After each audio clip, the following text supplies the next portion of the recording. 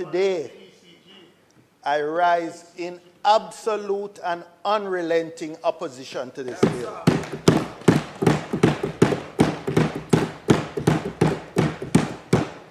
This brazen, undemocratic, and dangerous piece of legislation that seeks to undermine Jamaica's hard-earned democratic traditions. Let me be unequivocal. Let me be unequivocal. This bill is not about progress. This bill is not about governance.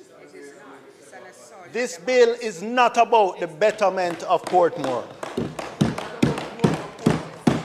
This bill is a cynical political maneuver designed to subvert democracy and manipulate the electoral boundaries for partisan gain. That's what Warmington said. It's not me say so. This bill is a wolf in sheep's clothing, dressed up in the language of development, but fundamentally rotten at its core.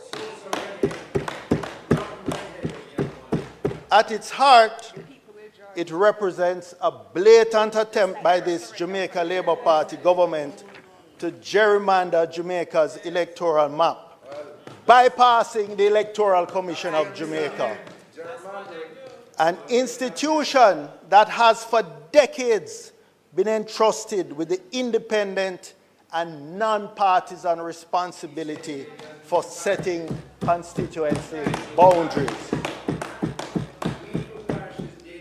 Mr. President, this is an unprecedented attack on our democratic framework. And it must be rejected in the strongest possible terms.